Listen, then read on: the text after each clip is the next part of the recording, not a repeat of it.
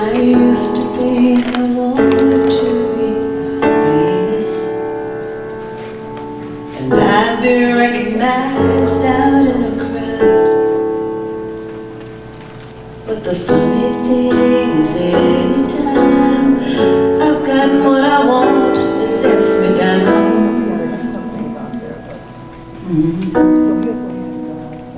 Now I just wanna be more like love.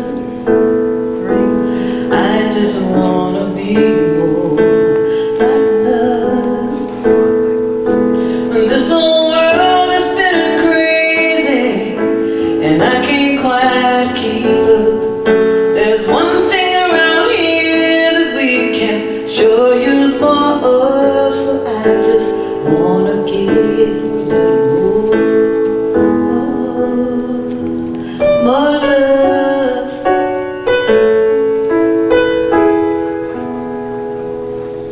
I used to think I needed all the answers. Good morning. We're doing a project today in Sunday school, in Fun Day School actually, for the whole church. We're showing how we give out as children, as tweens today, and we are giving everyone here the prayer for protection. And the children are going to decorate them, and we're going to pass them out at the end of service. All right. What's your name? Talk to me. Good morning! Welcome to the Science of Mind, where anything is possible. Good morning from the best place in Las Vegas. We're happy to see you this morning. Come on in for some positive reinforcement, and I guarantee you, you will leave here happy. Have a great day. It's really nice, huh? Good morning. Yeah. Smile, Mom. Good morning. We should go. It's gonna be. When is it? If you would, please close your eyes gently.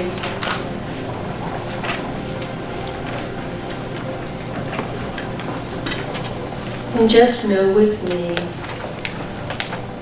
that every gesture of centering in the spiritual heart, every step to get closer to our divine nature, to God, is followed by intuitive evidence, a sense of truth and of love, which continues to strengthen the aspiration to center in the spiritual heart.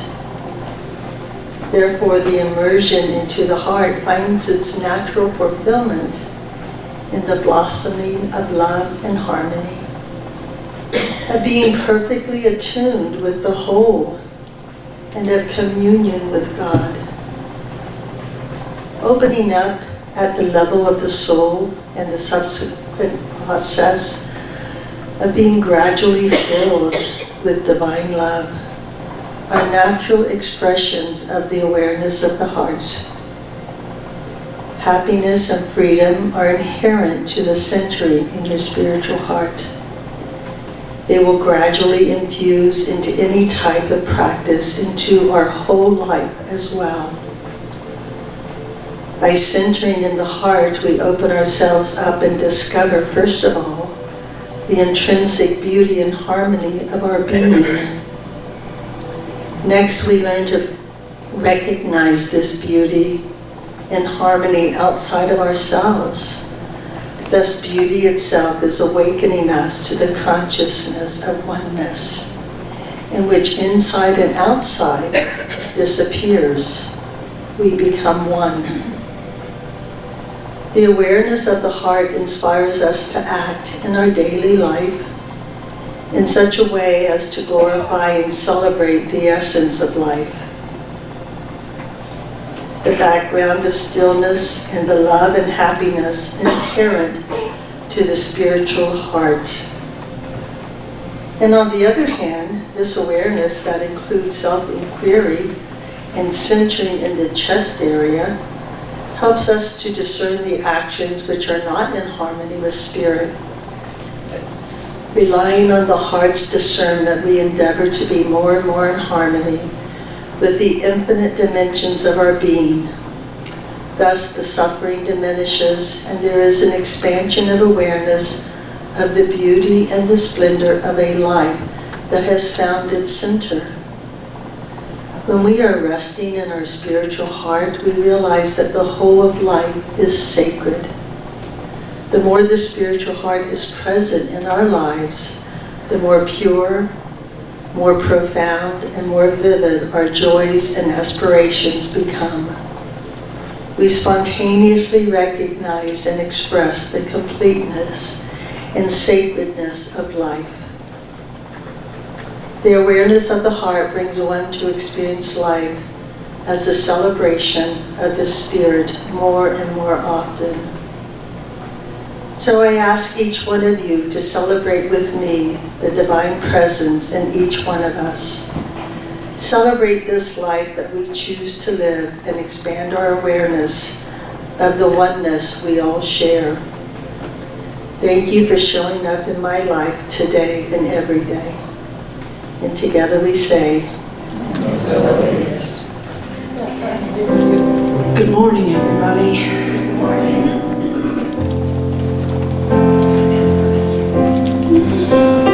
I look forward to this all week.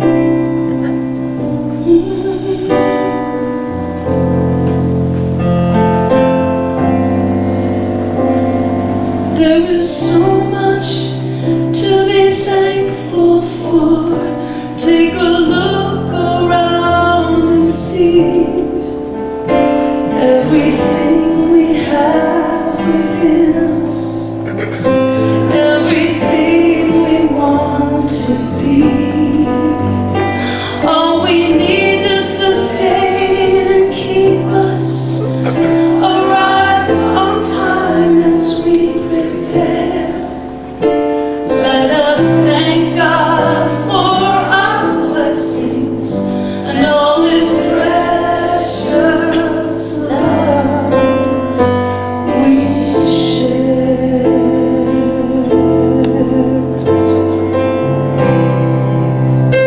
Yes, you are.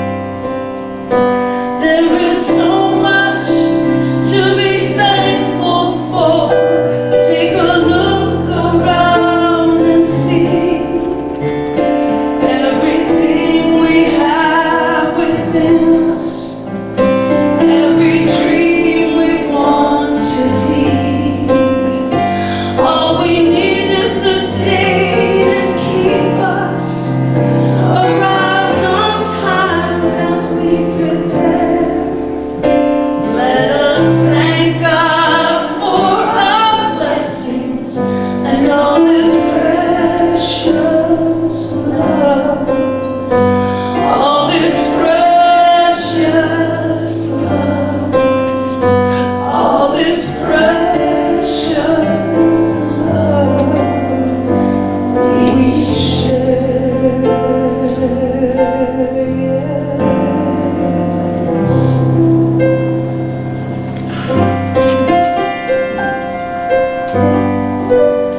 You know that you are the face of God. You are the face of God. I hold you in my heart. You are a part of me. You are the face of God. You are the face of God. I hold you in my heart always. You are my family. You are the face of God, yes. You are my family.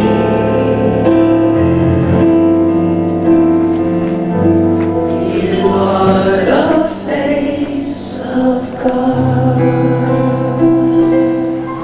invite you to just gently close your eyes as I offer the invocation this morning. Let my words be your words.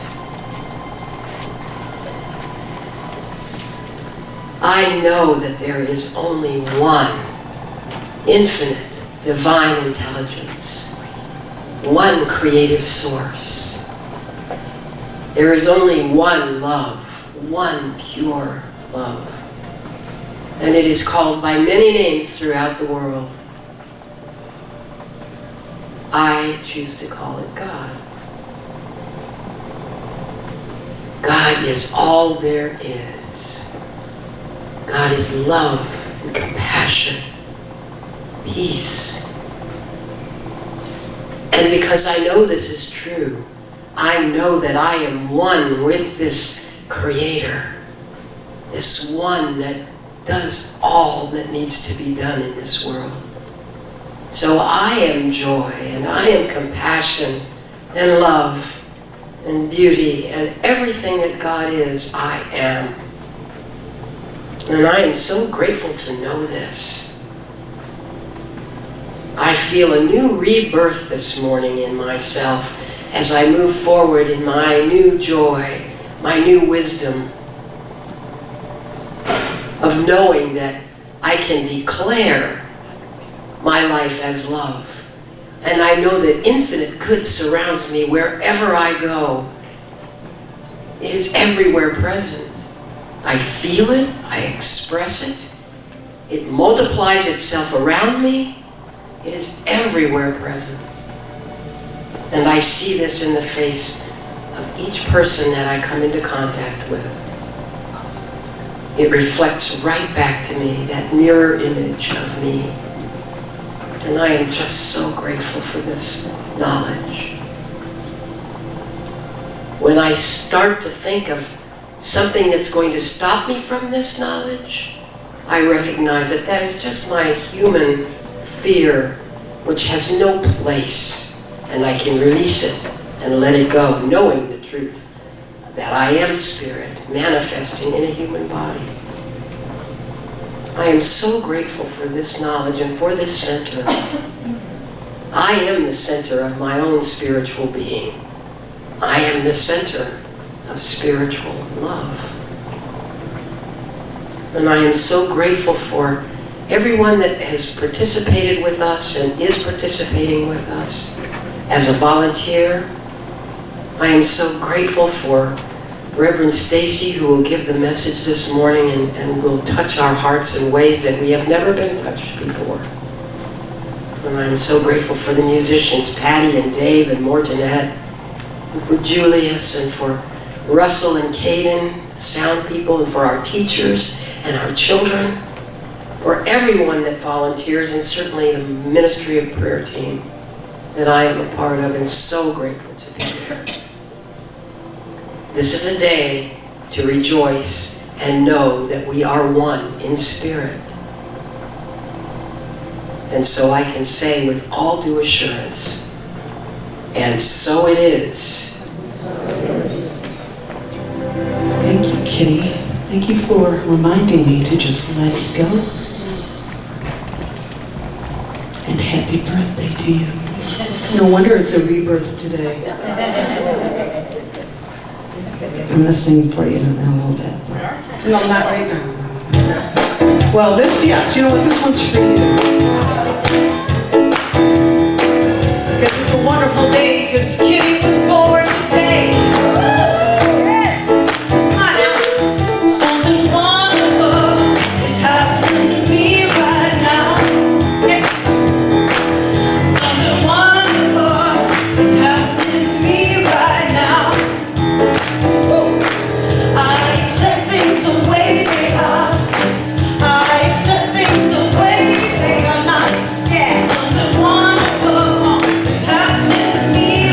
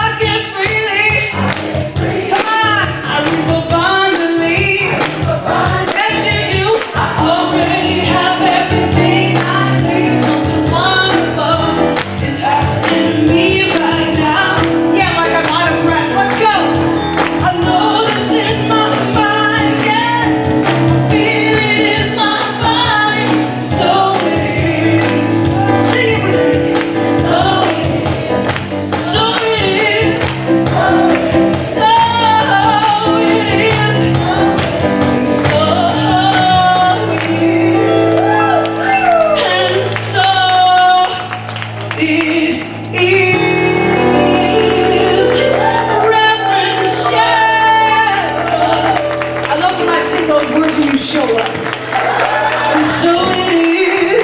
So it is. Patty Power. If it's comfortable for you, please place your hand on your heart and please say with me, God bless America and the rest of the world. And just turn to a neighbor and say, good morning.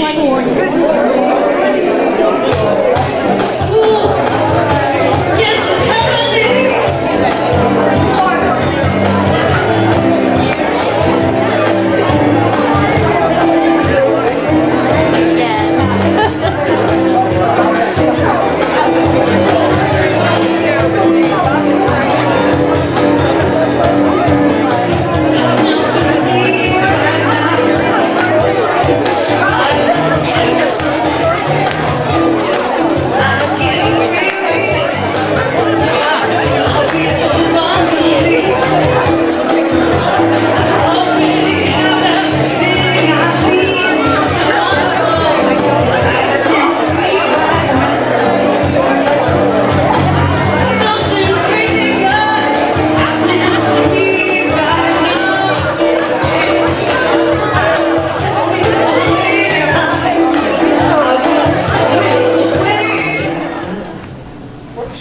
Good morning, everybody. Thank you, Reverend Cheryl and Reverend Stacy, for allowing me to share with you the meaning of Hispanic Heritage Month. A lot of us may not know why we celebrate it or why we even have it. So thank you for allowing me that. Okay, so it's celebrated from September 15th to October 15th. And during this month, we celebrate the histories, cultures, and contributions of American citizens of Hispanic descent. And it first started as just 1 week when President Lyndon Johnson in 1968 decided to have a Hispanic Heritage Week. So that was in 1968, and we had it for 20 years until President Reagan in 1988 decided to expand it to a full month. So that was in 1988, and since then it's been a full month from September 15th to October 15th. Okay? And there's some famous singers and musicians of Hispanic descent that you might recognize. Linda Ronstadt, Jennifer Lopez, of course, Christina Aguilera, Carlos Santana, Ricky Martin, Trini Lopez. Some of you may know these people. Some famous actors like Desi Arnaz, Remember I Love Lucy, Cameron Diaz, Andy Garcia, Salma Hayek, Anthony Quinn, Rita Hayworth, surprising. Yeah, famous athletes, Jose Canseco, Oscar de la Hoya, Sammy Sosa, Alex Rodriguez, Nancy Lopez, and famous leaders, Joan Baez, you might not have known that she was Hispanic, Cesar Chavez, and David Barkley. It's important to remember that places like the southwestern United States were once formally part of Latin America up until 1848. But Hispanic Heritage Month is a celebration that extends beyond our borders and connects us all as Americans. So basically that's why we have the Hispanic Heritage Month. And I just want to put a little side note, and I said this last year also, the Spanish conquest resulted in the death of 70% of indigenous peoples in Central America, 90% in South America, and almost 100% in the Caribbean. Where I'm from, I'm Cuban, there is no indigenous population in Cuba. It was totally wiped out. Between 1492, when Christopher Columbus arrived, and 1609, when the colony of Jamestown was founded, more than 50% of all indigenous people were wiped out in what would later be known as the United States. So, and I'm sorry, just one more thing. What Kitty had mentioned about the Dia de Muertos workshop, it's going to be right after Oliver's Tai Chi class. I think yours ends at at 10:30, Oliver? Okay, so mine will start at 11, and it's going to be 2 Saturdays in a row. So last year, we didn't have enough time to do our little altars in just one workshop, so we decided to have it 2 Saturdays, and it's really a lot of fun, and you're going to learn how to make your own little altar to a loved one. So hope you can come. Thank you. Thank you. Well, I want to tell you that I absolutely love you, Morton. You too. I love everything about you. You're just an incredible soul, and she is incredible to be here today. She had a major loss recently, and I feel you, and I'm so happy that you could still share that wonderful gift you have with us. Please welcome, and just close your eyes and listen to her sing. She is magical.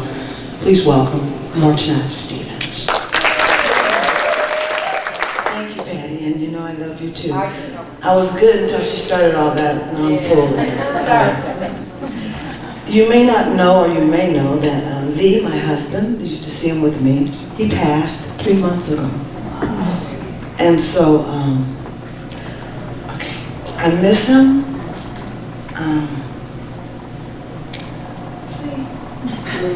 It's okay. It's okay. His last project was titled World Without Wars. And he worked on that with all his heart and everything. And thank you. Okay. And so this song I'm dedicating to him is the song about peace. Okay?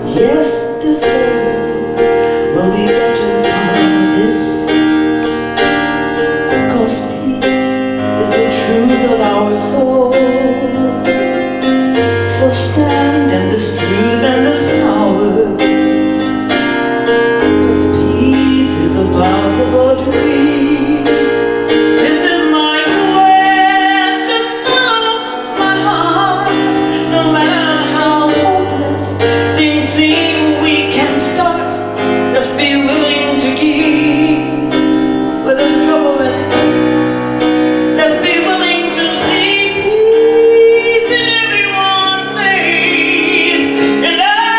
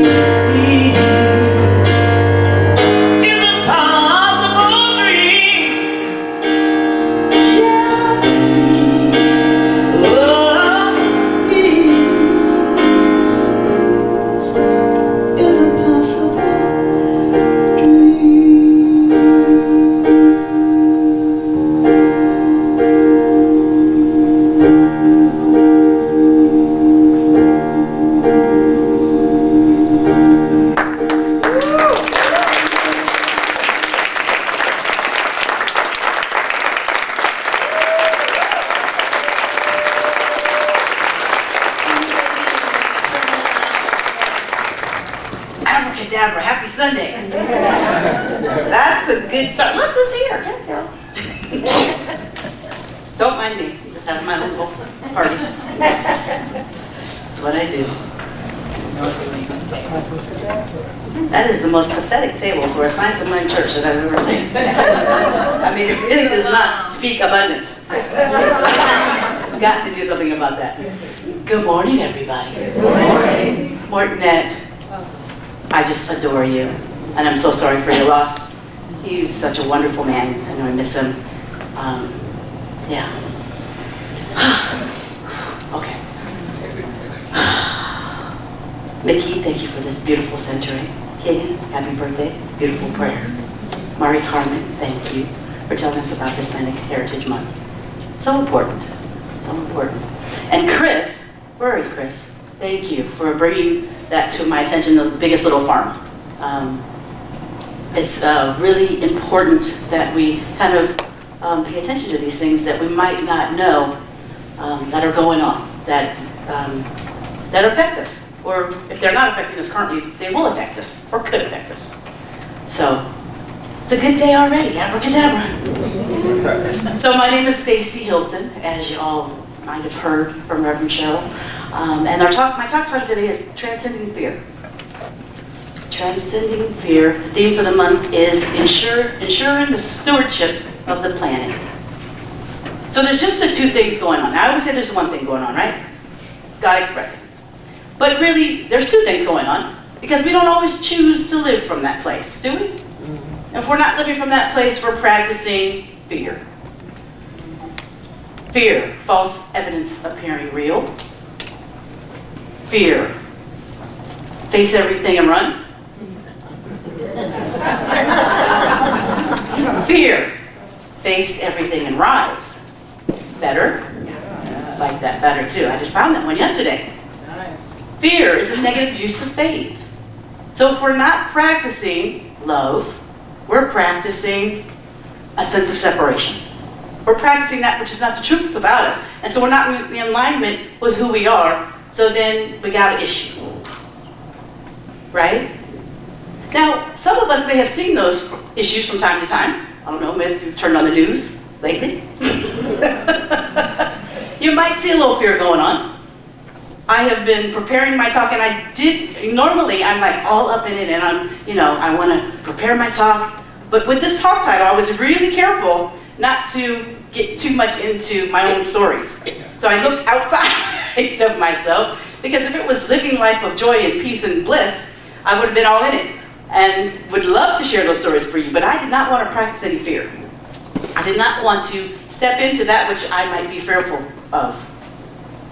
Now, I must apologize, because I haven't watched everything that I could possibly imagine that I've seen in the last probably 2 weeks, as I've been preparing this talk, has been about climate change. Have you noticed that? Everything has been about climate change. NPR, everything that I've watched on the news has been about climate change. Excuse me. And so I've got to apologize for this. I saw on the news the other day that there is a shortage, the population of birds is going down. Did anybody see that? Yeah. So I must apologize for those of you that know. No. I am fearful of birds. And so perhaps it was my prayer that has caused this. So I must apologize to all of you, and I will reverse that and practice the love for the birds. I will practice the love for the birds. So, I didn't know how powerful I was. I do. I'll work on bringing the birds back, except for the ones right here that love our little walkway inside the sanctuary. So Jesus said, love thy God with all thy heart and all thy soul. That's what we're here to do, right? Just love. We are made in the expression of love, and so the natural thing, we feel best when we're practicing love. That's why we all feel so good when we come here. It feels good because we're in alignment with who we are. Couple quotes. Dr. Holmes, our founder of the Science of Mind, of religious science, says in this thing called life that no fear can remain where faith holds sway. Faith reunites us with the original creative spirit, the divine mind, which already exists at the center of our being. This kingdom of heaven, which is the kingdom of wholeness, is within. My favorite passage from Dr. Holmes is the Sermon by the Sea.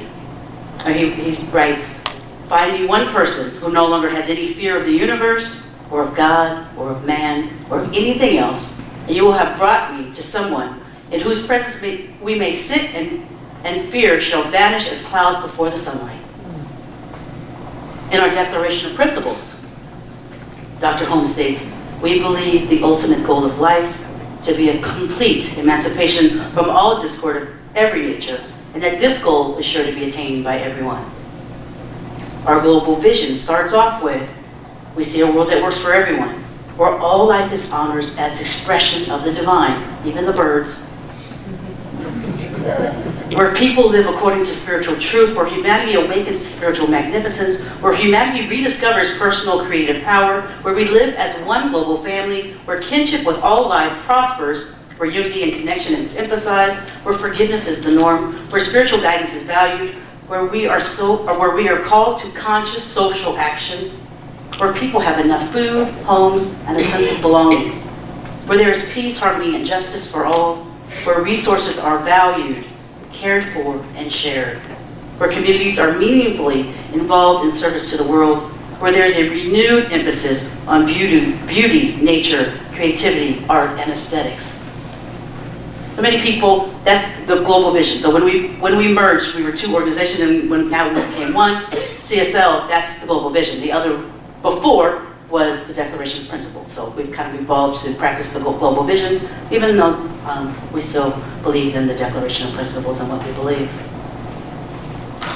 There's nothing to fear but fear itself, FDR said.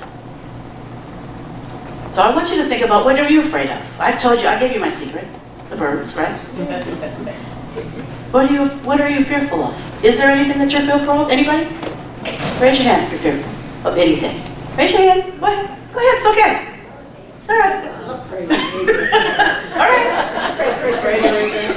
You're afraid to raise your hand. Yeah. Think about those things. And what do you do when that fear shows up for you? What are you doing? Because we're all going to be afraid as human beings. We all feel that twinge of, there's something that I'm feeling anxious or a little nervous about.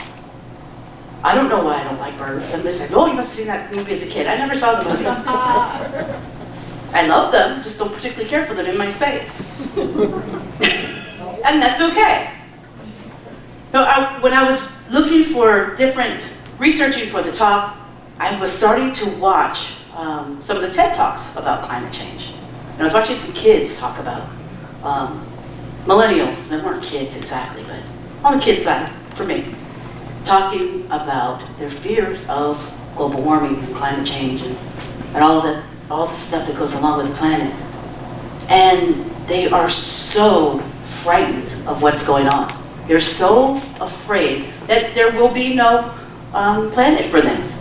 So they're not having kids.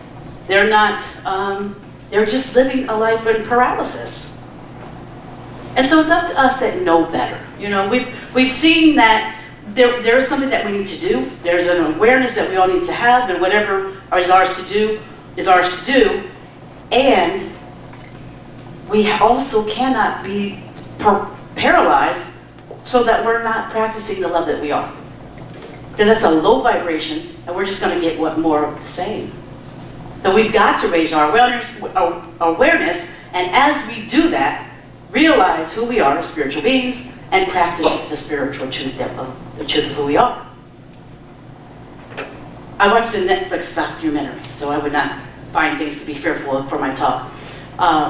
And the Netflix documentary was called Decoding the Brain of Bill Gates. It was very interesting. And I had no idea that this was going to have anything to do with my talk. I was just kind of chilling and found this. And the first question that he was asked was, what are you afraid of? So I knew this was for me to watch, right? There's sometimes you get a clue. Sometimes there's a burning bush, right? What was he afraid of? And what his answer was so interesting. The thing that he's most fearful of is his brain not working. His brain not working. And so he reads 35 books a week. Now he reads at a rate of 150 pages an hour with a 90% retention rate. I can't remember my notes, so that's really impressive. You know, and I just typed it yesterday. So, I mean, it's really impressive. He says he reads everything having to do with health, energy, or climate change. You know, since he's retired from Microsoft, since he stepped down from there, he has done incredible things in those fields and is working on so much that really could create a world that works for everyone. His foundation, with he and his wife Melinda, has taken on sanitation, clean water, eradicating polio in developing countries, and nuclear energy, so that when we can begin the process of cleaning up our carbon footprint and stop global warming. Now I know that's a controversial issue and it seems political and whatever you think about that, and it's okay either way, but there's something going on. There's something that is transpiring, and I would assume that it has something to do with us since the planet was here before we were here. So there's probably some changes that we could make to improve what we're doing so that maybe the millennials and the kids won't be so fearful. I mean, I think that's our job as the adults and the elders. Bill Gates said that his purpose is optimization, which is an interesting thing. It's optimization. He's taken what he's fearful of, his brain not working, and he uses it to maximum capacity. He uses his talent, his resources, and genius to create a world that works for everyone. That's what we say, right? Now, I don't think he's science of mind, but he practices what we practice, and he's doing okay, I think, right? I think he's kind of doing all right. He's worth $89.6 billion. Billion.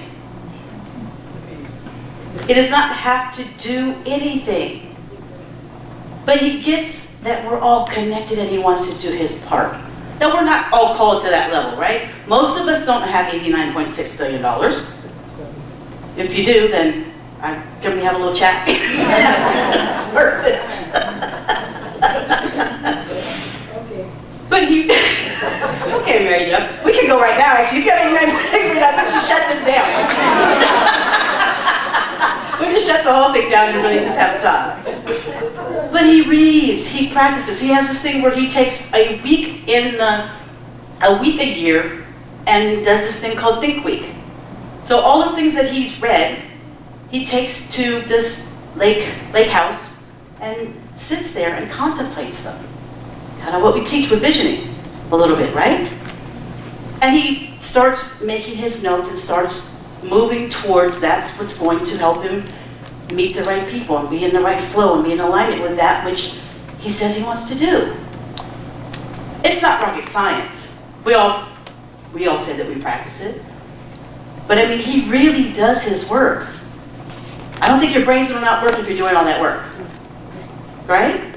He's doing what he loves and what his passion is, and still he's practicing not being fearful, because he's doing that which he's making his brain work. So, Think Week. What if we had a Think Week? What if we had a time and a space where we just set aside everything and just locked ourselves in a beautiful lakefront house, if we had it, or not, and somewhere, and we just thought about being in the stillness and our connection with Spirit, so that we might create that which we want for our lives, which creates a world that works for everyone. He realizes that we're all connected, as Reverend Cheryl was saying last week. There's a connection with each and every person in here and each and every person on this planet. We're all connected. We're connected to everything. And so, what is it that's ours to do to make and to ensure that the kids have a place, that the kids have a planet? Maybe it's nothing, maybe it just is what it is. But I don't think so. I don't think so. Practical mysticism. We've been reading Joel Goldsmith. It's our last week. It's been a great class. Lots of reading. Bill Gates would have been done with the reading. He wouldn't have complained. But it's been a stretch for the rest of us, probably. Joel Goldsmith says this, and it's just in alignment with Transcending Fear. Page 50. This teaching develops a conscious awareness of God. But to avoid giving the impression that we have found some particular religion through which God is blessing us, we should rightly call this the contemplative way of life, because it is a way of life that can be lived by all people, regardless of any personal or denominational persuasion. It goes on to say on 51, the contemplative then is actually paving the way for world peace, because he is recognizing that there is only one Father, one God, equally of all, and that all men and women everywhere are brothers and sisters. And therefore, the only relationship that is essential is that we treat each other as members of one united household. To do this is to love the one and only God supremely. But it is also to love your neighbor as yourself. The two things Kathy Ann reminded us that we're supposed to do, right? When you acknowledge one God as Father and all men as brothers, you wipe out one of the most important causes of war. And when you love your neighbor as yourself, you wipe out the other. It goes on. Another important result of learning to love Spirit, divine intelligence, whatever word you want to use for God, supremely, and your neighbor as yourself is not immediately apparent. If you can accept God as Spirit, you can never again fear. You can never fear what form of government we have or any other country has. You can never fear what anyone does. God is then animating human consciousness. And because there is only the power of God, there is nothing left to fear. And when fear is gone, the final cause of our discords are gone. So if we are practicing fear, I'm afraid of the birds, am I really practicing being who I really am? Or have I forgotten on some level? For those of you that raised your hand and said that you're in fear of something, whether it's a health condition, losing a relationship, whether it's a death, whether it's you've got more month than money, it's not the truth of who you are. Come back to who you are and practice the love that you are. Practice who you are, and all of that other dissolves away to the nothingness from which it came. When we learn to love one another, which means not to fear one another, we have set the pattern for individual and world harmony. We could all live in eternal harmony if we did not fear. But just let fear creep into any group of people, and there can easily be a first-class war. And then there would be sides taken, your side and my side. But as long as there is a realization of God as Spirit, no one has anything to fear. For Spirit fills all space. And where the Spirit of the Lord is, there is nothing to fear. No danger, no insecurity, no powers apart from God. Just to realize that God is Spirit begins to free this whole universe of fear. That's all we have to do. Practice what we do every single Sunday. Stay in that space. And if you can't get out of your own way, if there is something that is really frightening to you, and you can't get past your own thoughts, call me, call Reverend Cheryl, call one of the ministers, call one practitioner, call somebody that will help you move from here to there. Because it's possible. Because all things are possible in the one mind and the one Spirit. Thank you. Mortonette, you are incredible, and you are incredible. Please welcome up again our friend, Mortonette Stevens. One thing that can eradicate fear is moving into vibration of love. And this song is about love.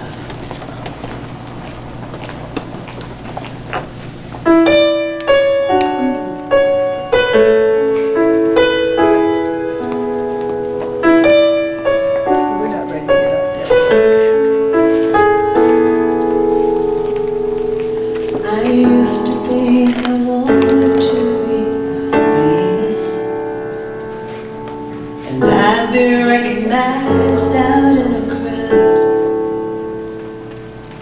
But the funny thing is anytime I've gotten what I want, it lets me down.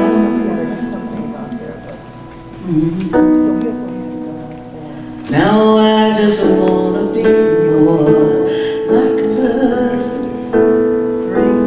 I just wanna be more like love. And this whole world is spinning crazy, and I can't quite keep up. There's one thing around here that we can sure use more of, so I just wanna give a little more love.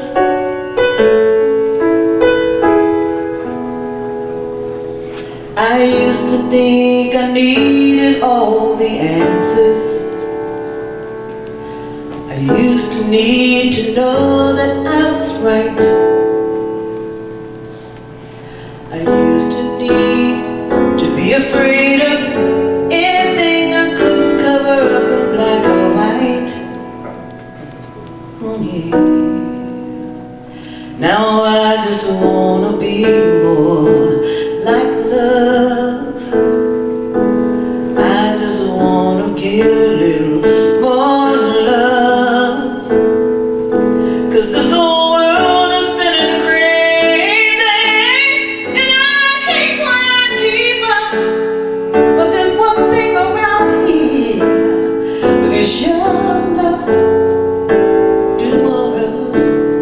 I just wanna be a little more like love.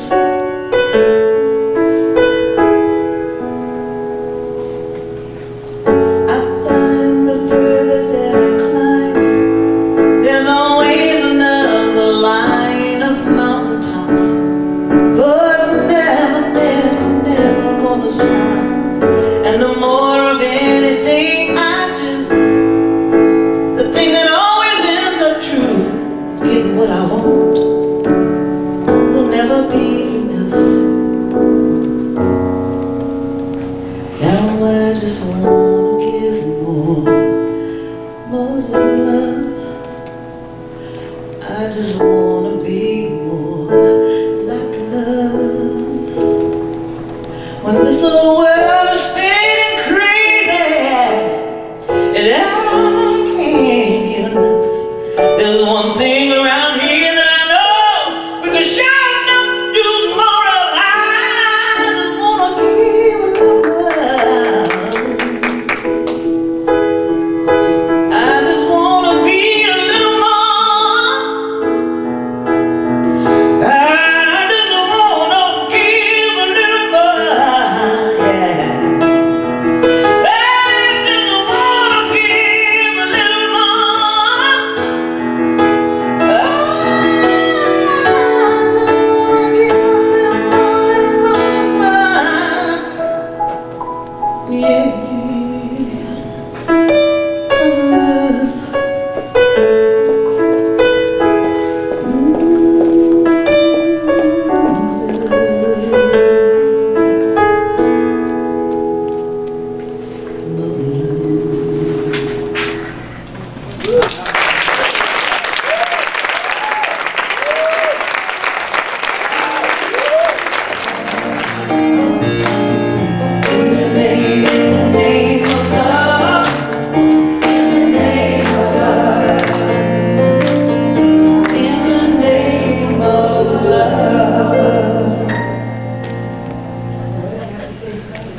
Alright, so today in Sunday school, we made prayers for protections for all of you.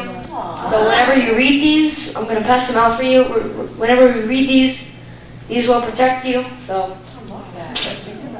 and think of us, I guess.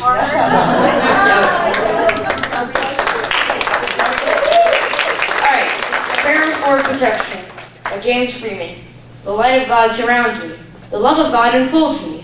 The presence of God watches over me. Wherever I am, God is. Written in 1941 And the prayer of protection was in the pocket of Buzz Aldrin Jr. when he walked on the moon in 1969. Yeah.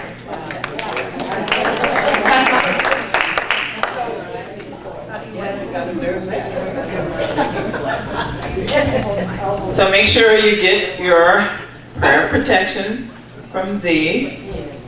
Awesome. All right, I would like to ask our ministers to please come forward. Any visiting ministers or practitioners to please come forward.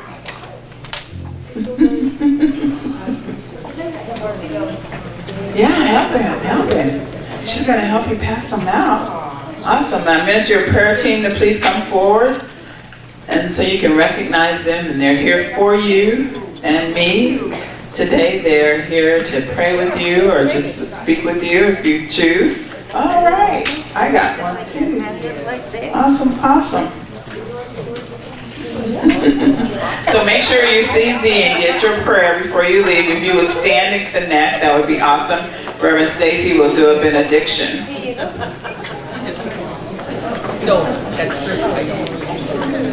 So if you would just breathe in all that love.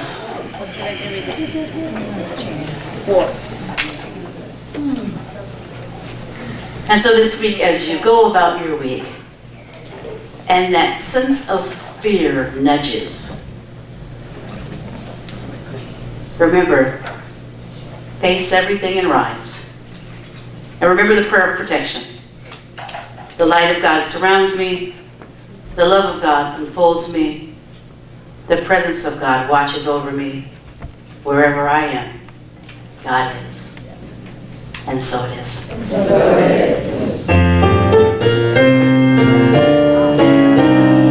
Yes, there is peace on earth, and now it begins with me. Yes, there is peace on earth, a peace that was meant to be. With God as our power, loved ones all are we. Now we walk with each other in perfect harmony. Yes, peace begins with me. Let this be the moment now. With every breath I take, let this be my joyous vow. To take each moment and live each moment with peace eternally. Yes, there is peace on earth, and now it begins with me. Awesome. If you would practice, as Mornette says, to be more love. And repeat after me, something wonderful is happening to me right now. Something wonderful is happening to me right now. I know this in my mind. I know this in my mind. I feel it in my body.